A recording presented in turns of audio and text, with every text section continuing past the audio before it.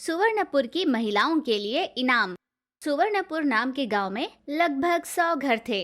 उस गांव के मुखिया थे धर्मराज, जो गांव के हित में कई सारे भले काम करते थे और उनकी इसी अच्छाई के कारण आस पड़ोस के सभी गांव में उनका अच्छा नाम भी था।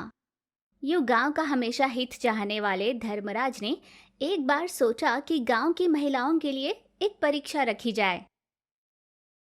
सुनो सुनो, गांव वालों के लिए एक सूचना। हमारे गांव के मुखिया धर्मराज जी ने गांव के हित के बारे में सोचकर यहाँ की महिलाओं के लिए एक परीक्षा रखने की सोची है। इस परीक्षा में महिलाओं को करना ये होगा कि अपने अपने घरों से कूड़ा कचरा सारा इकट्ठा कर अपने अपने घर के आंगन में जमा करना होगा।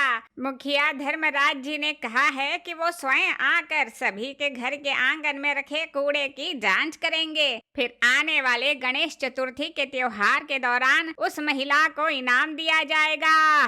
वाह, ये तो बहुत ही बढ़िया परीक्षा है। चाहे जो भी हो जाए, इस परीक्षा में तो इनाम मैं ही लेकर रहूंगी। मेरे घर के अलावा और भला किसके घर में कूड़ा ज्यादा होगा। अभी के अभी मैं अपने घर से सारा कूड़ा बाहर रखना शुरू कर देती हूँ। सबसे ज्यादा कूड़ा मेरे घर के सामने ही इकट्ठा होगा और इनाम मेरे नाम होगा। फिर सुवर्णपुर में सभी को पता चल जाएगा कि सूर्यकांता किसी से कम नहीं है।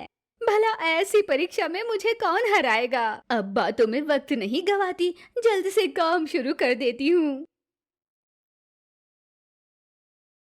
इतने दिनों तक घर में लगे जाल को देख सोचती थी कि बाप रे, कौन करेगा इसकी सफाई। आज इन्हीं की वजह से तो मुझे बहुत बड़ा इनाम जो मिलने वाला है। इसी तरह गांव की बाकी महिलाओं ने भी अपने अपने घर के सामने कूड़ा इकट्ठा कर रख दिया। पर उसी गांव की रहने वाली पूर्णिमा नाम की एक औरत थी, जो अपने घर के सामने आंगन में बैठी वो चावल में से कंकड़ और अनाज का चोकर निकालकर अपने बाएं हाथ में रख रही थी। थोड़ी देर में गांव के सारे लोग मुखिया के साथ पूर्णिमा के घर के सामने आकर खड़े हो गए। मुखिया धर्मराज जी, आपकी रखी हुई परीक्षा को गांव के हर महिला ने पूरी की, एक पूर्णिमा के। इसकी हरकत से लगता है जैसे इसे गांव से कुछ लेना देना ही ना हो। अगर इसके देखा देखी गांव के बाकी लोगों ने भी आपके बात का मान नहीं रखा तो अपने गांव की क्या इज्जत रह जाएगी। मैं तो कहता हूँ कि आप इसे ऐसी कड़ी सजा दीजिए ताकि आइंदा कोई भी आपकी बात को नजरअंदाज करने की जुर्रत भी ना करे। पूर्णिमा, क्या तुमने मुखिया धर्मराज की घोषणा और इनाम के बारे में नहीं सुना? यूं नाराज होकर सभी गांव वाले पूर्णिमा से पूछने लगे। हाँ हाँ, क्यों नहीं, मैं जानती हूँ। अगर ऐसा है तो तुम्हारे घर के आंगन में कूड़ा क्यों नहीं है बहना? क्या हम ये समझे कि बड़ों की बात का तुम मान नहीं रखती, या तुम्हारे मन में और भी कोई बात चल रही है? जहाँ पूरा गांव इनाम पाने की होड़ में लगा हुआ है, वही तुम इतने आराम से कैसे बैठी हो?